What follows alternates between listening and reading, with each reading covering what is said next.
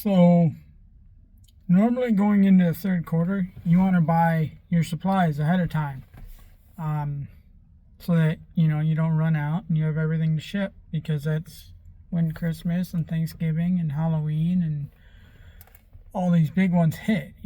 So everybody starts buying stuff again, and they're gonna buy it online. Happens every year, and it just happens. This year, though, it's a little bit different because you have normally all this stuff is imported, okay? And because it's imported, if they're smart, the suppliers have already imported all they're going to need, because you kind of know that prices are only going to go up.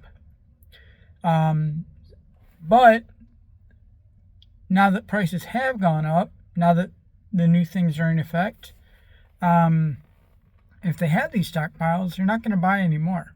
They're going to let these stockpiles run low until they absolutely need to buy it, so that they can stay competitive. The stuff that's already here, stuff that's already imported, the stuff that might be a country nearby, where it's not as bad to ship it over the border, stuff like that. That's already happened.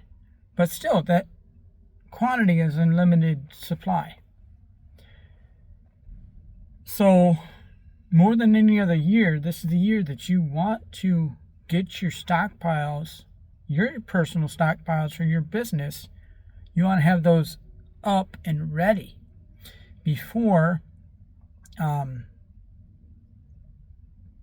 prices, because before the suppliers start to run low on their supplies.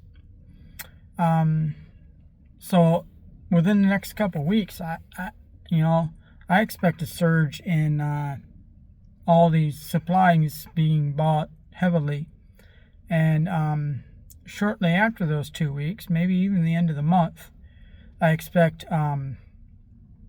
them to increase prices quite a bit, because when those stockpiles do start to go lower, or maybe even preventative, they're going to just raise prices at a set amount. What might have been $12 might jump up to $15. One of those deals, which doesn't sound like a lot until you consider it might jump up to $18 in a month. And the ones that stay the lowest are the ones that are going to sell the stuff. Simple as that. But eventually, everybody's going to come up. And the worst place you want to be is having to spend high dollars on those, spend more money on those supplies. And what was I talking, $6 there? $6 might not care to somebody. It might not be worth it to plan ahead for this. But it's going to happen. So it's just, I think it's like 30% now. It might jump up to like 45 to import stuff. Who knows? But it's still an increase. My camera just went up. It's still an increase, and being an increase, it's an increased cost. This is for everything too. This is for your probably your bubble wrap, probably your tape, probably your everything across the board that is imported is going to go up, and the stuff that's here that's been imported is going to increase in price, which means that the local suppliers that do make the stuff here have a pretty good soapbox to stand on to increase their prices. So, even if it is made stateside, if the other guys are getting $8 for it and they're still buying it, because they can't use I forget what it is off the top of my head. Anyway, the rule that they've been using, that $600 or $800 rule, because that's pretty much gone, or it's going to be gone in like a week.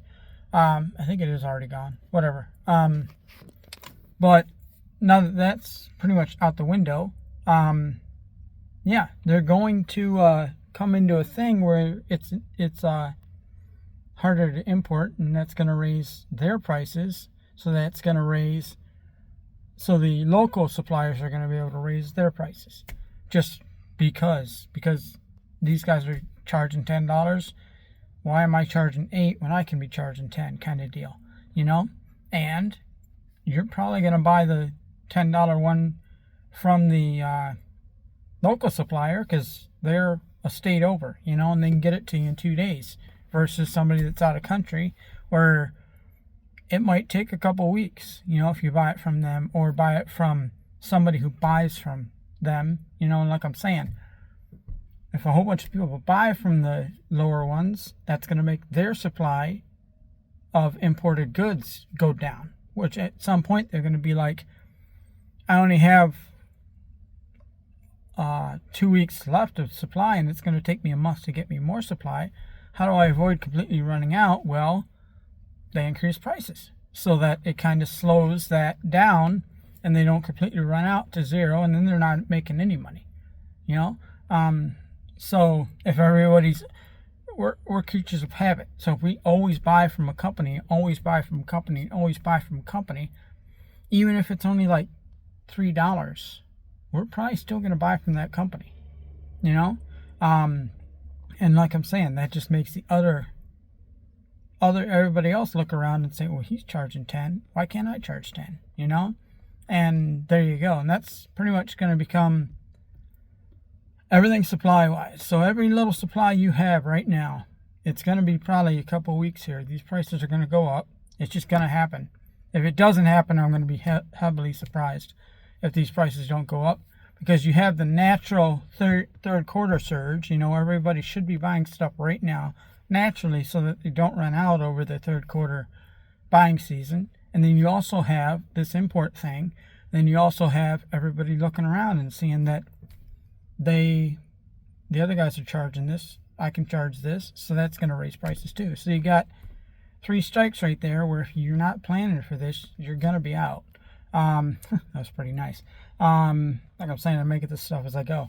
But, you know, you got to plan for this stuff. So get your supplies now, get them as fast as you can, throw them in a corner if you have to, you know, do what you got to do, but get that stuff, because if you don't get it now, you might end up, something that you could buy today for $7 might be $10 or $12 in like a month. So, and worst thing is, you don't want to run into an issue where, I mean, there's never going to run completely out of supplies, but you don't want to run into an issue where you have to buy that, you know.